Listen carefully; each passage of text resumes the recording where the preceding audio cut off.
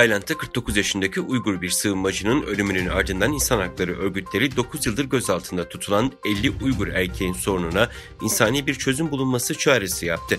Aziz Abdullah, başkent Bangkok'ta bulunan göç gözaltı merkezinde yere yığıldıktan sonra hayatını kaybetti. Abdullah, Doğu Türkistan'daki Çin zulmünden kaçıp Tayland'da gözaltına alınan 350'den fazla ilticacıdan biriydi. BBC'nin haberine göre göç gözaltı merkezinde tutulanlarla temas halindeki insan hakları savunucuları Abdullah'ın 3 haftadır ağır hasta olduğunu ancak Tayland makamlarının yere yığılana dek hastaneye göndermeyi reddettiğini söylüyor.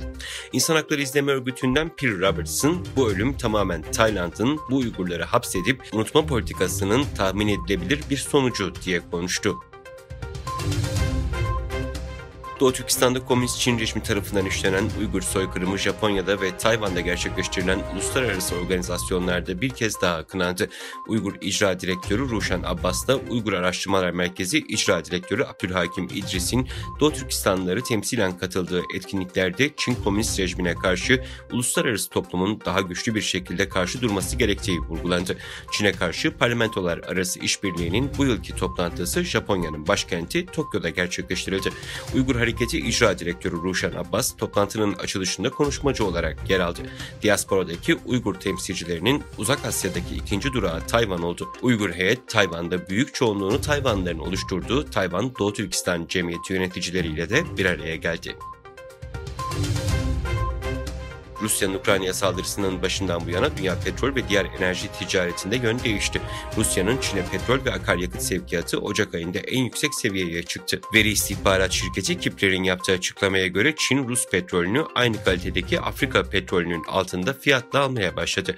Kipler'e göre Rusya'nın Çin'e petrol ihracatı günlük ortalama 1,66 milyon varil oldu.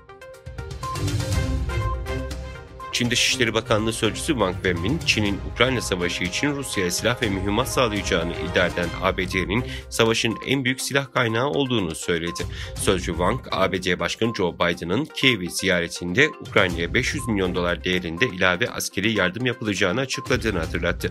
ABD Dışişleri Bakanı Antony Blinken, 19 Şubat'ta Amerikan istihbaratının Çin'in Rusya'ya Ukrayna Savaşı'nda destek olmak için silah ve mühimmat sağlamayı değerlendirdiğine dair bilgiler edindiğini ileri sürmüştü. Eski ABD Başkanı Donald Trump, Truth Social isimli sosyal medyasından yaptığı paylaşımda ABD'de başkanlık seçimlerine aday olan herkesin adaylığını duyurmasıyla ya da öncesinde tam ve eksiksiz bir zihinsel yeterlilik testine girmeyi kabul etmesi gerektiğini kaydetti. Halihazırda 76 yaşında olan ve 2024 başkanlık seçimlerine resmen aday olan Trump, adayların fiziksel olarak çalışmaya uygun olduğunu gösteren bir teste de girmesi gerektiği görüşünü savundu.